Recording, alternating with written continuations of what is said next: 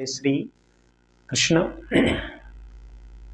कल के वीडियो में हमने आपको कहा था कि हम शिवरात्रि पर विशेष उपाय किस शिवलिंग पर अभिषेक करने से क्या प्राप्त होता है तथा किस द्रव्य के करने से कौन सा मनोरथ पूर्ण होता है, इसके बारे में हम एक कम समय में आपको ज़्यादा ज्ञान देने की प्रयास करते हैं। जैसे पुखराज का यदि शिवलिंग होता है तो उस पर अभिषेक करने से सर्व सुख व्यक्ति को प्राप्त होते हैं। यदि नीलमणि का शिवलिंग होता है तो उसको यश विजय प्राप्त होती है। यदि मरकतमणि का शिवलिंग होता है तो शरीर आरोग्य होता है। स्फटिक के शिवलिंग पर यदि आप अभिषेक करते हैं तो सर्व मनोकामना सिद्ध हो जाती हैं। चांदी के शिवलिंग पर अभिषेक करने से आपको राज्य सुख और पितृ मोक्ष की प्राप्ति होती है। स्वर्ण के शिवलिंग पर अभिषेक करने से जो घर में स्थायी लक्ष्मी का वास होता है। यदि तांबे के शिवलिंग पर आप अभिषेक करते हैं तो आप दीर्घायु, लोक भावना आपके प्रति ज़्यादा चाहना जिसे कहते हैं वो ज़्यादा हो जाती है। पीतल के शिवलिंग पर अभिषेक करने से आपको स्वजनों में स्नेह की वृद्धि होती है। यदि कांसे पर आपकी अभिषेक करते हैं, कांसे के शिवलिंग पर, तो आपको यश और कीर्ति आपकी बढ़ती है। यदि लोहे के शिवलिंग पर करते हैं तो आपके शत्रु परास्त होते हैं। शीशे के शिवलिंग पर यदि आप अभिषेक करते हैं तो आयुष वृद्धि होती है। यदि आप चंदन के शिवलिंग पर करते हैं तो स्त्री और सौभाग्य की वर्धन होता है। यदि हाथी के दांत पर करते हैं तो आपकी राजनीति में अच्छा यश प्राप्त होता है। यदि आप चावल के आटे का शिवलिंग पर करते हैं तो रोगों का नाश होता है और आपको आरोग्यता प्राप्त होता है। धान्य मिश्रित आटा के शिवलिंग पर यदि आप अभिषेक करते हैं तो आपको सर्व संपन्नता प्राप्त होती है। यदि गाय के गोबर पर यदि अभिषेक करते हैं तो आपको दीर्घायु प्राप्त होती है। यदि आप पार्थिवेश्वर यानी मृतका के शिवलिंग पर अभिषेक करते हैं तो अनेक विधि आपको फल प्राप्त होता है। तथा जो नर्मदेश्वर शिवलिंग है उन पर आप अभिषेक करते हैं तो आपको अनेक उपलब्धियां आपको प्राप्त होती हैं। अब रुद्राभिषेक में हम किस द्रव्य का कैसे पूजन करें वो हम आपको बताते हैं। आपको एक साधारण सी विधि हम आपको सबसे पहले पूजा की बता देते हैं। आप 1 मार्च 2022 मंगलवार को महाशिवरात्रि है। आपको करना है सुबह स्नान इत्यादि करके प्रातः 5 बजे ही आप जाग जाएं और शौच इत्यादि से निवृत्त, स्नान इत्यादि से निवृत्त होकर के भगवान सदाशिव की पूजा करना चाहिए। पूजा किस विधि से करनी है? सबसे पहले आप भगवान शिव पर पहले स्नान कराएंगे। स्नान कराने के बाद में अगर हो सके तो पृथक पृथक पंचामृत, पहले दूध है, दही है, घी है, शहद है, बूरा है और फिर गंगा जल है, इस तरह से स्नान कराएं। अन्यथा एक काम करें कि 5 चीज़ों को इकट्ठा मिला करके भगवान शिव को पंचामृत से अभिषेक कराएं। इसके बाद गंगा जल से स्नान कराएं। शिव जी को पहुँच करके उनके ऊपर पीला चंदन लगाएं, चावल चढ़ावें और तिल और जौ भी चढ़ावें। इसके बाद में आप पुष्पमाला हो तो पुष्पमाला चढ़ा दें, दूर्वा हो तो दूर्वा चढ़ा दें और फिर इसके बाद में बिलपत्र जितने भी हों यथा शक्ति बिलपत्र आप चढ़ा सकते हैं। जैसे 21 है, 51 है, जितने भी आपको प्राप्त हो जाएं वो आप बिलपत्र चढ़ाइएगा।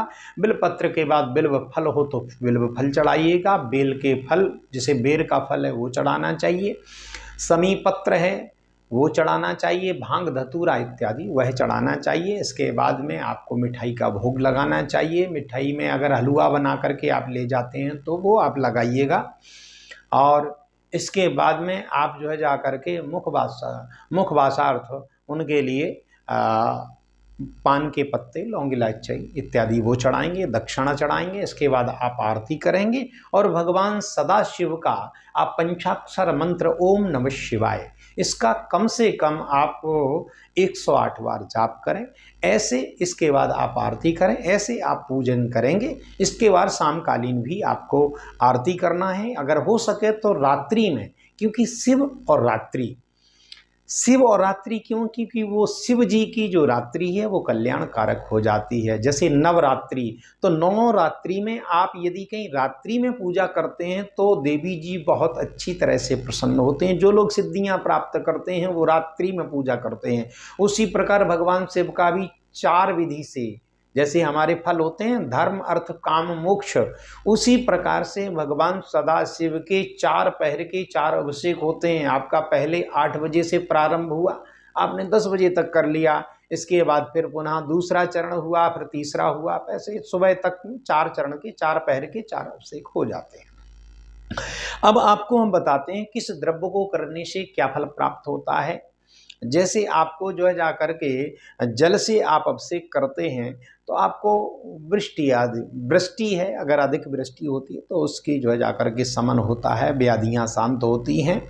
यदि आप कुशोदकेन जलधारा, यदि आप कुशा के जल से, तो घर में अधि व्याधियां जो हैं उनका विनाश होता है। यदि आपके घर में लक्ष्मी का अभाव है, लक्ष्मी जी की कृपा कम हो रही है, तो आपको कृपा प्राप्ति के लिए भगवान शिव के लिए आप गन्ने के रस से गन्ने के जल से अभिषेक कराएं।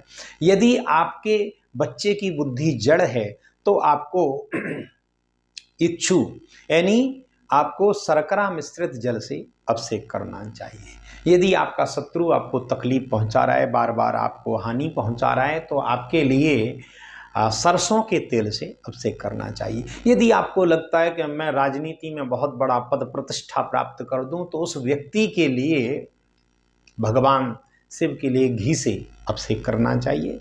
यदि कहीं किसी को लगता है कि मैं सदैव आरोग्यता प्राप्त करूं, किसी को यक्षमा रोग हो गया है, क्षय रोग हो गया है, तो उस व्यक्ति को भगवान के लिए शहद से अभिषेक करने से उसका आरोग्यता और क्षय रोग उसका ठीक हो जाता है। इस प्रकार से भगवान सदाशिव के अभिषेक, यदि किसी को लगता है कि हमारे घर में पुत्र नहीं हो रहा है और पुत्र प्राप्ति चाहते हैं शीघ्र, तो उसके लिए पय यानी दूध से अभिषेक करना चाहिए। इस तरह से भगवान सदाशिव के द्रव्य अलग अलग हैं। जैसे आपका शहद एक होता है और एक शहद के साथ में आपके काम 3 होते हैं। यदि शहद को दूध के साथ में मिलाएंगे तो आपके शरीर का वजन बढ़ता है। यदि आप शहद को जल के साथ में मिला करके पिएंगे तो वजन घटेगा। यदि वही शहद यदि कहीं आप घी के साथ में मिला करके पिएंगे तो वो जहर बनाता है और मारता भी है। तो शहद एक है लेकिन काम कई प्रकार के करता है। उसी प्रकार भगवान सदाशिव का है कि भगवान सदाशिव जिस द्रव्य से हम पूजा करते हैं वही द्रव्य के अनुसार फल आपको प्राप्त होता है। शिव भगवान शंकर शिव सबका अलग अलग रूप है। जैसे शंकर क्या है? संहारक। जब वो संहारक होते हैं, त्रिनेत्रधारी होते हैं, तो उनका नाम शंकर होता है। यदि कहीं वो जो जाकर के शिवम कल्याण यानी शिव कहते हैं कल्याण को, और वो कल्याण कारक हैं, तो भगवान सदाशिव हैं। और आशु शीघ्रम तुष्यति इति आशुतोष, भगवान सदाशिव तुरंत प्रसन्न हो जाते हैं, तुरंत रुष्ट हो जाते हैं। क्षणे रुष्टे क्षणे तुष्टे रुष्टे रुष्टे क्षणे क्षणे। भगवान सदाशिव की बड़ी महिमा है। हम आपको शिवरात्रि की कथा सुना देते हैं। एक बहेलिया था, सूक्ष्म में कथा सुना देते हैं। एक बहेलिया था जो जंगल में रहता था, उसको कई दिनों से भोजन इत्यादि नहीं प्राप्त हुआ। उसके माता पिता, उसके बच्चे सब भूखे थे। एक दिन उसने देखा, एक नदी के तट पर गया, दिन भर घूमते रहा, कहीं कि कोई भी पशु उसको दिखाई नहीं पड़ा।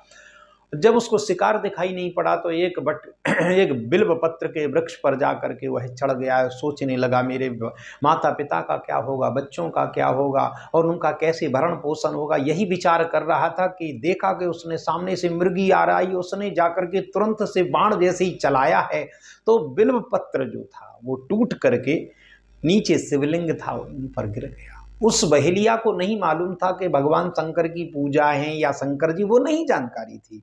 अनजान में जब पत्ता गिर गया तो भगवान शंकर ने उसकी पूजा को स्वीकार कर लिया है। मृगी ने देखा ये मुझे मारना चाहता है, तो मृगी ने कहा, हे बहेलिया तुम मुझे अभी मत मारो, मेरा परिवार है, मैं शीघ्र तुम्हारे पास में आऊँगी, इसके बाद मुझे मार करके खा जाना। तो उसने कहा कि तुम क्यों मारना चाहते हो मुझे? उसने कहा कि मेरे माता पिता बालक सब भूखे हैं, मैं अपनी क्षुधा के लिए आपको मारना चाहता हूँ, अन्यथा मैं नहीं मारूंगा। तो मृगी ने कहा कि मैं तुरंत वापस आकर के और फिर आप मुझे मार लेना। मृगी चली गई, उसने जाने दिया। तब तक उसका दूसरा बाण कुछ जल चढ़ा तो भगवान सदाशिव ने दूसरी पूजा उसकी स्वीकार की। इस प्रकार से चौथी पूजा पर भगवान शिव प्रसन्न हो गए और उससे कहा, हे बहेलिया, तुम वरदान मांग लो, तुम्हें क्या चाहिए? बहेलिया ने कहा कि आप कौन हैं? भगवान शंकर ने कहा, मैं शंकर हूँ। तुम बड़े प्रेम पूर्वक मेरे ऊपर जल और बिल्वपत्र चढ़ा रहे थे और बिल्वपत्र मुझे इतना प्रिय है, इसलिए तुम्हारे द्वारा दिए गए चारों बिल्वपत्र को मैंने स्वीकार कर लिया है और मैं तुमसे वरदान मांगना चाहता हूँ। तब तक मृगी आ गई और मृगी ने कहा कि मैं परिवार के साथ में आई हूँ, आप हमें मार करके खा लीजिए। भगवान सदाशिव के दर्शन करके बहेलिया अत्यंत प्रसन्न हो गया था।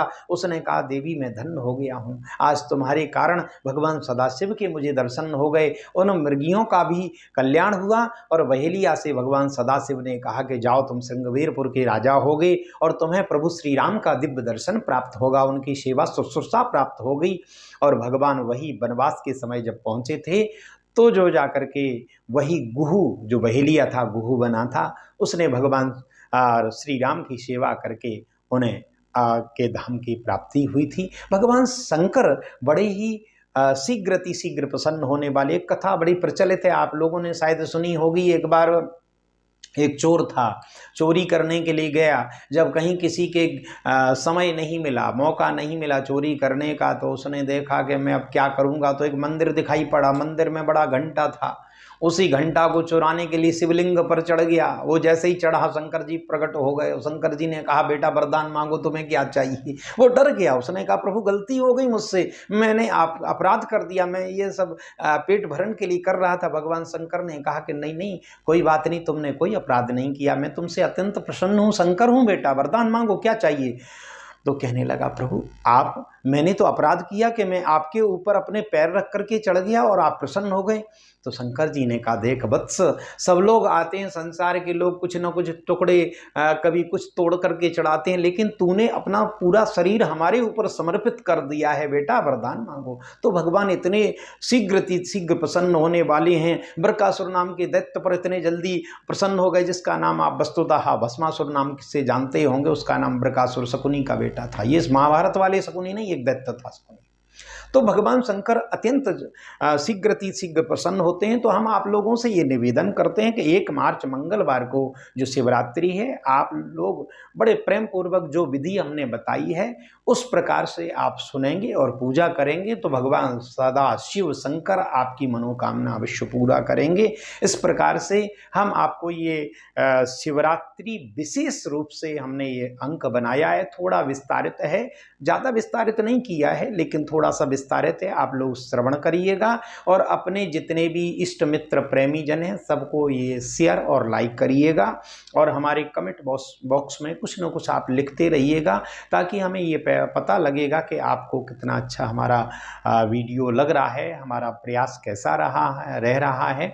और आगे 2 मार्च से आपको श्रीमद् भागवत की कथा 3 बजे से 6 बजे के मध्य सुनने को मिलेगी इसी चैनल के माध्यम से। आप अपना लाइक और सब्सक्राइब आगे करते रहेंगे, ताकि हमारी ज़्यादा से ज़्यादा लोग हमसे जुड़ेंगे और हम अपने जो भी भगवान की कृपा है उसके द्वारा आपको मार्गदर्शित करते रहेंगे। इन्हीं के साथ में हम अपने आप सबसे विदा लेते हैं। जय श्री कृष्ण।